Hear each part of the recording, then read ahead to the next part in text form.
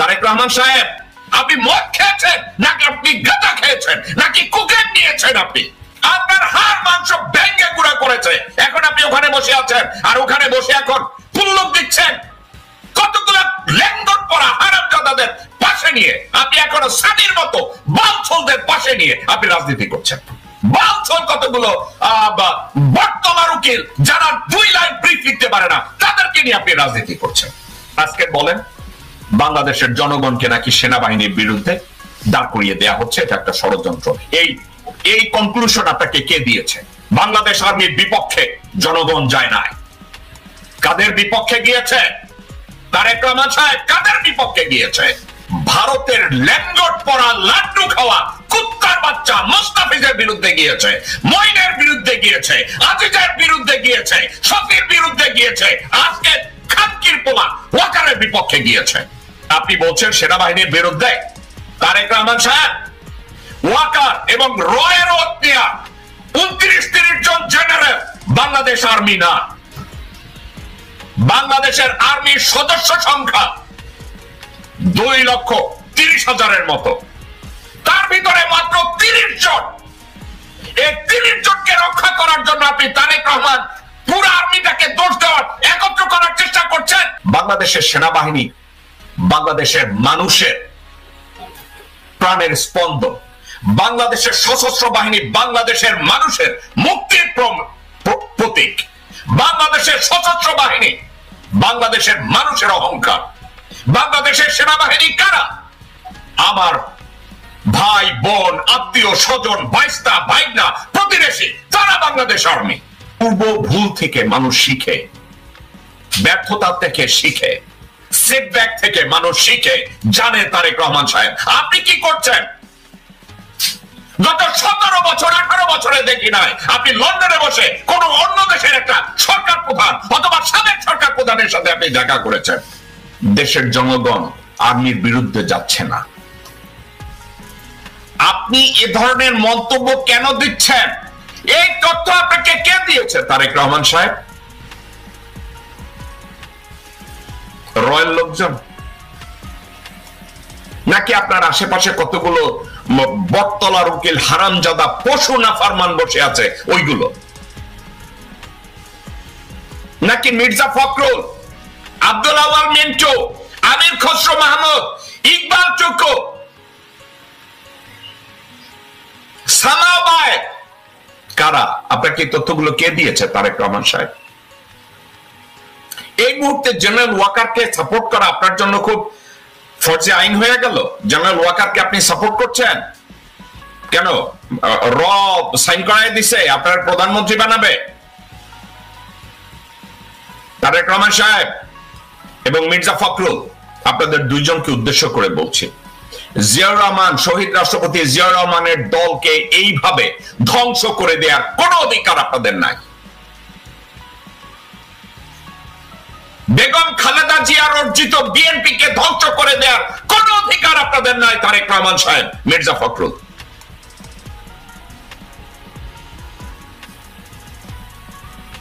আপনার বাবা মেজর হয়ে নিজের জীবনের উপরে ঝুঁকি রেখে, নিজের স্ত্রী পুত্রদের উপরে ঝুঁকি রেখে স্বাধীনতা ঘোষণা করেছিলেন এই ভারতের তাবেদারি করার জন্য না। তারেক রহমান সাহেব, ভারতীয় চক্রান্তে পিটিয়ে আপনার কোমর ভেঙে দেওয়া হয়েছিল।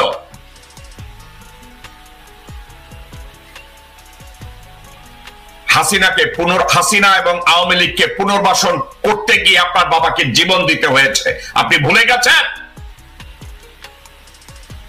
এই মির্জা ফখরুলের মতো লোক, ডক্টর বদরুদ্দোজা চৌধুরীর মতো বেঈমানের মতো লোক, তাদের জন্য আপনার বাবাকে জীবন দিতে হয়েছে। এখন আপনি আরো ডক্টর বদরুদ্দোজা জোগাড় করেছেন, ভারতীয় হায়না জোগাড় করেছেন। তারেক রহমান সাহেব, কোন পৃথিবীতে বাস করেন? আপনার পাশে কতগুলো ল্যান্ডলর্ড পড়া হারামজাদা রেখেছেন, তারা আপনাকে বলছে জনগণকে আর্মির বিরুদ্ধে লেলিয়ে দিচ্ছে। তারেক রহমান সাহেব, আপনাকে নিয়ে আপনার বিভিন্ন কথা নিয়ে আমি সমালোচনা করতে চাই না। আমি বিশ্বাস করতে চাই আপনি জিয়া রহমান সাহেবের সুযোগ্য পুত্র। এ ধরনের বাহুত্রা, গাবুটাই, হুবড়িটাই, এ ধরনের মন্তব্য আপনি কোথায় পেয়েছেন? দর্শকবৃন্দ, তারেক রহমান একজন সশ্রদ্ধ, স্বজন, মানে খুবই বন্ধু বৎসল্য, খুবই ভালো একজন মানুষ। আমি এই হিসাবেই তাকে জানি। এর চেয়ে বিপরীত আমি কোনো কিছু আমি জানি না। আমি তারেক রহমানকে মনে করি তার শরীরে বয়ে রয়েছে জেনারেল জিয়াউর রহমানের রক্ত, বেগম খালেদা জিয়ার রক্ত।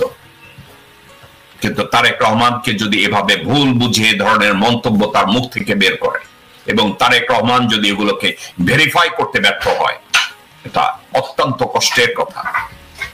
বেগম জিয়ার অসুস্থতার সুযোগে ভারতীয় আধিপত্যবাদী যেসব কুত্তারা রয়েছে তারা যদি চারিদিকে ঘিরে ধরনের কথা বলে, তারেক রহমান সাহেব, মির্জা ফখরুল এবং দেশের আজকের যারা এসব কথার সাথে বিশ্বাস করেন, আমি তাদের উদ্দেশ্যে একটা কথা বলি। একটা সেনাবাহিনীকে ধ্বংস করার জন্য ওই দিনই ধ্বংস করার পায় তারা শুরু হয় যেদিন জেনারেল মোস্তাফিজুর রহমানকে রিটায়ারমেন্ট থেকে ব্যাক করে রয়ের ওত নেয়ার পরে তাকে সেনা প্রধান করা হয়। ওই দিন বাংলাদেশ আর্মি ইনস্টিটিউশনের ভিতরে রয়ের গোড়াপত্তন শুরু হয়। ৯৬ সালে আপনাদের মনে আছে, জেনারেল মোস্তাফিজকে রিটায়ারমেন্ট থেকে ডেকে রয়ের ওত প্রথম নেওয়ানো হয় তাকে। রয়ের ওত নেওয়ানোর পরে তাকে আর্মি চিফের দায়িত্ব দেওয়া হয়। দর্শকবৃন্দ, তারপরে শুরু হয় মোস্তাফিজের পরের থেকে কতগুলো, এখন দেখি কয়েক জায়গায় মন্তব্য দেয়। ইকবাল করিম ভুইয়া, মবিন, আজিজ চিন্তা করেছেন আর্মির স্ট্যান্ডার্ড কোথায় নামিয়ে নেয়ার পরে আজিজের মতো একটা দুষ্কৃতিকারী পরিবারের একটা হারামজাদা তাকে আর্মি চিফ বানানো হয়। তারপরে শফির মতো কাঙ্গাল, ভাতের কাঙ্গালকে আর্মি চিফ বানানো হয়। তারপরে কি তাই মইনের মতো একটা হুবড়িকে বেগম জিয়ার আপন ভাই সাইদ ইস্কান্দার ক্ষমতাকে কুক্ষিগত করার জন্য একটা লিলিপুট হারামজাদা মইনকে সেনাপ্রধান বানায় এবং তার খেসারত যায় তারেক জিয়ার উপরে। তারেক জিয়াকে পিটিয়ে পঙ্গু বানানো হয়। তাকে অকথ্য ভাষায় নির্যাতন করা হয়েছিল। তারেক জিয়া, আপনি কি এগুলো ভুলে গেছেন? তারেক রহমান এ ধরনের রেকলেস, এ ধরনের স্টুপিড কথাবার্তা দ্বিতীয়বার আপনার মুখ থেকে আপনি বের করবেন না। আপনাকে গালি দিতে আমার কষ্ট লাগবে। এ ধরনের ননসেন্স কথাবার্তা আপনাকে কে বলে দিয়েছে?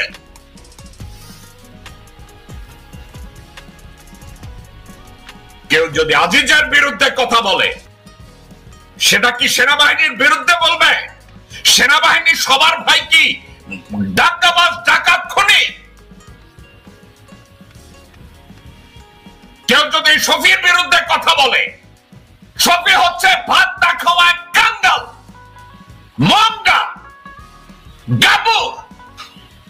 এর অর্থ কি?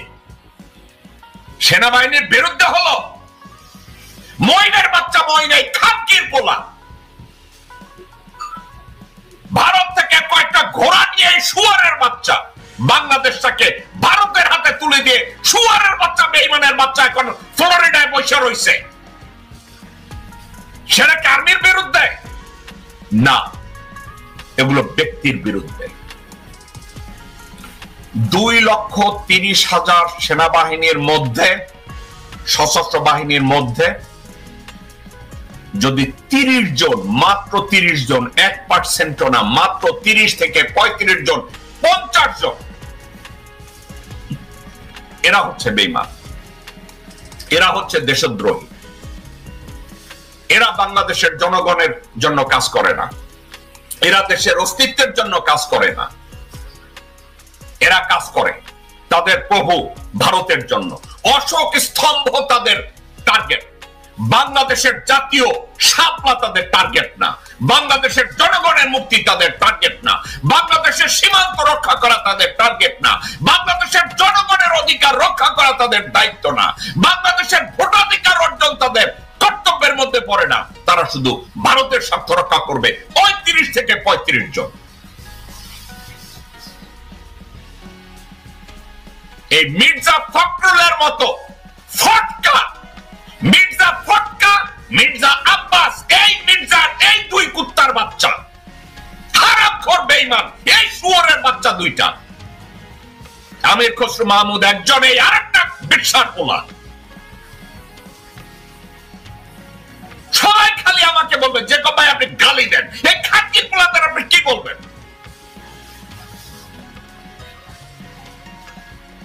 আজকে তারা বলে আমরা নাকি সেনাবাহিনীর বিরুদ্ধে জনগণকে ইগনাইট করতেছি, আমরা নাকি জনগণকে সেনাবাহিনীর বিরুদ্ধে লীলায় দিতেছি। বাট হারামজাদাদের দল। তারেক রহমান সাহেব, think twice before you comes up with this reckless comment. আমি অবাক হয়ে যাই, আপনার মতো একজন দায়িত্ববান মানুষ আপনি কি করে এ ধরনের মন্তব্য করতে পারেন? আমি জাস্ট অবাক হয়ে যাই, কি করে আপনি এ ধরনের কথা বলতে পারেন? দর্শকবৃন্দ, আমি তারেক রহমানের কয়েকটা লাইন আমি আপনাদের সামনে পড়ে শোনাচ্ছি। তারেক রহমান বলছে, কিছুদিন আগে যেমন সংস্কার ও নির্বাচনকে মুখোমুখি করা হয়েছিল, ঠিক তেমনি এখন সেনাবাহিনীকে জনগণের মুখোমুখি করার চেষ্টা করা হচ্ছে। আমরা এটুকু নিশ্চয়ই বুঝি যে এর পিছনে অবশ্যই ষড়যন্ত্র আছে। আমরা সবাই মিলে যদি সচেতন থাকি, অবশ্যই আমরা এসব ষড়যন্ত্র মোকাবেলা করতে পারবো। তারেক রহমান, আপনার কথার জবাব দিচ্ছি। সংস্কারের পিছনে আপনাদের অনেক জায়গায় আপত্তি আছে, অনেক জায়গায় ভণ্ডামি আছে, অনেক জায়গায় আপনাদের অদূরদৃষ্টি আছে। আপনি শুনতে চান তারেক রহমান সাহেব কোথায় আছে? দর্শকবৃন্দ, কোথায় আছে আপনাদেরকে আমি বলি।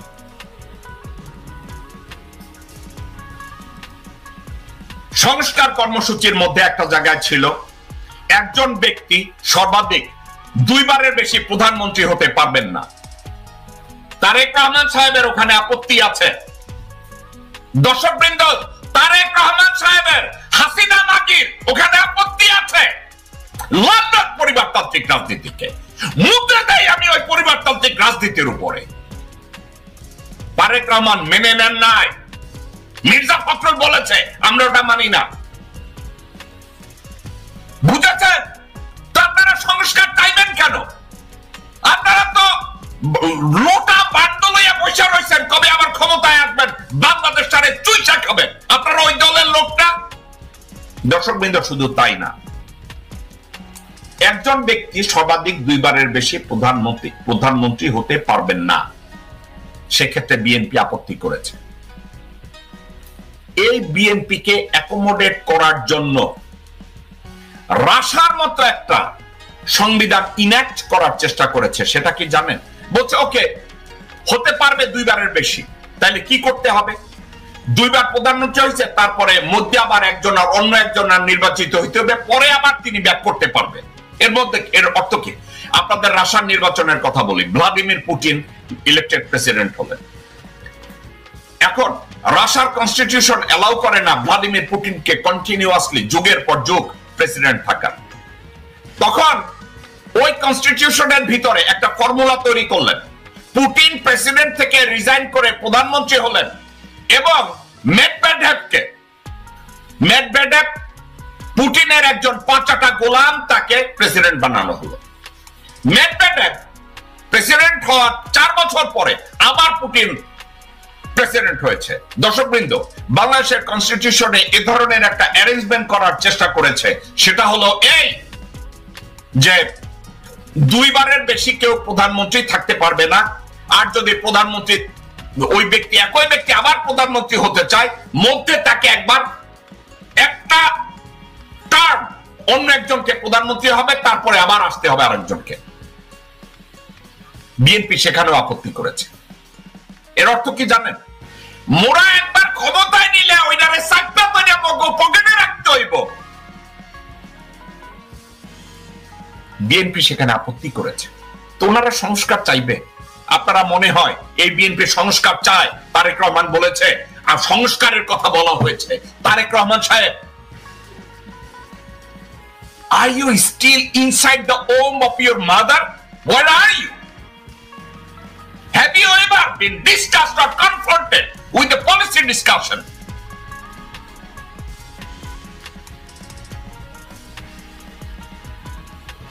আপনি এগুলো কখনো শুনেছেন? আপনাকে কেউ কখনো বলেছে, এ নিয়ে আলাপ আলোচনা করেছে? তারেক রহমান সাহেব, আপনার মা জীবনের শ্রেষ্ঠ ভুল করেছিল। এরশাদ পতনের পরে আপনার মা ভারতীয়দের পরামর্শে এবং হাসিনার ম্যানিপুলেশনে আপনার মা সংসদীয় গণতন্ত্র করতে গেছে।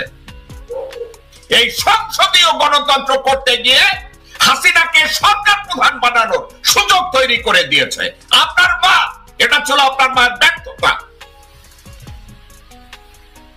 আপনার মা ওই দিন যদি সংসদীয় গণতন্ত্র না দেন এবং প্রেসিডেন্সিয়াল ফর্মে উনি যদি বাংলাদেশের প্রেসিডেন্ট হতেন, হাসিনা জীবনেও বাংলাদেশের প্রেসিডেন্ট হতো না, কারণ শি ইজ নট ইলেক্টেবল।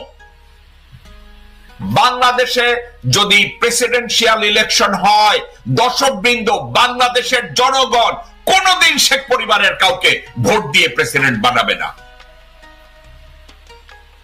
সংসদীয় পদ্ধতি শুধু তৈরি করেছিল এই হাসিনাকে ক্ষমতায় আনার জন্য। এই কৌশল, এই কূটকৌশল আপনার আমার ভিতরে না ঢুকলেও আপনারা একটু লেখাপড়া করবেন না? আপনারা এগুলো জানবেন না? তারেক রহমান সাহেব,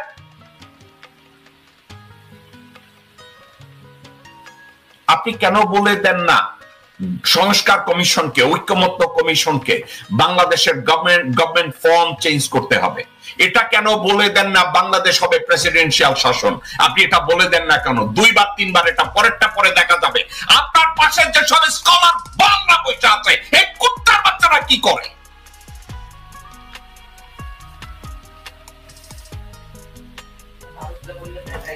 আপনারা ওখানে বসে কি করছেন? আপনি ঠান্ডা মাথায় কেন সংস্কার কমিশন এবং ঐক্যমত্য কমিশনকে বলে দেন না কেন? ফাইন, 2 টার্ম, কিন্তু বাংলাদেশ হবে প্রেসিডেন্সিয়াল ফর্ম। বাংলাদেশে হবে প্রেসিডেন্সিয়াল ফর্ম। দর্শকবৃন্দ এবং বাংলাদেশের জনগণ, দেশবাসী ভাই ও বোনেরা, আপনারা কান খুলে শুনে রাখুন। বাংলাদেশে যদি প্রেসিডেন্সিয়াল ফর্ম হয়, হাসিনা, রেহানা বা শেখ পরিবারের কেউকে মানুষ ভোট দিয়ে প্রেসিডেন্ট বানাবে না। আপনাদেরকে আমি ঠান্ডা মাথায় বলি, ওই দিন রয় ষড়যন্ত্রের কাছে বেগম জিয়া হেরে গিয়েছিলেন, হাসিনার ম্যানিপুলেশনে বেগম জিয়া হেরে গিয়েছিলেন এরশাদ পতনের পরে। এটা ছিল ওনার জীবনের সর্বশ্রেষ্ঠ ভুল যে উনি সংসদীয় গণতন্ত্র মেনে নিয়েছিলেন। আজকের বাদ এই বিষয়টাকে আমি বাদ দিলাম। আপনারা, তারেক রহমান সাহেব, আপনি বলছেন সংস্কারের কথা বলে নির্বাচন দেরিতে হয়েছে, এখন আবার জনগণকে সেনাবাহিনীর বিরুদ্ধে। তারেক রহমান, দুইটা জায়গায় আপনি ভুল। আপনি কেন ভুল আমি মাত্র বললাম। আপনি যদি নেগোসিয়েশনের জন্য বলেন সংস্কার কমিশনে, আপনার একটা কথা বলা উচিত, বাংলাদেশের form of government must change. আমরা সংসদীয় গণতন্ত্র চাই না। নাম্বার 1, কেন জানেন? বাংলাদেশের প্রেক্ষাপট, জিওগ্রাফিক্যাল অবস্থান এবং আমাদের অ্যাডমিনিস্ট্রেটিভ কোড এন্ড ফর্মুলা সংসদীয় গণতন্ত্রের দিকে যায় না, মধ্যে যায় না।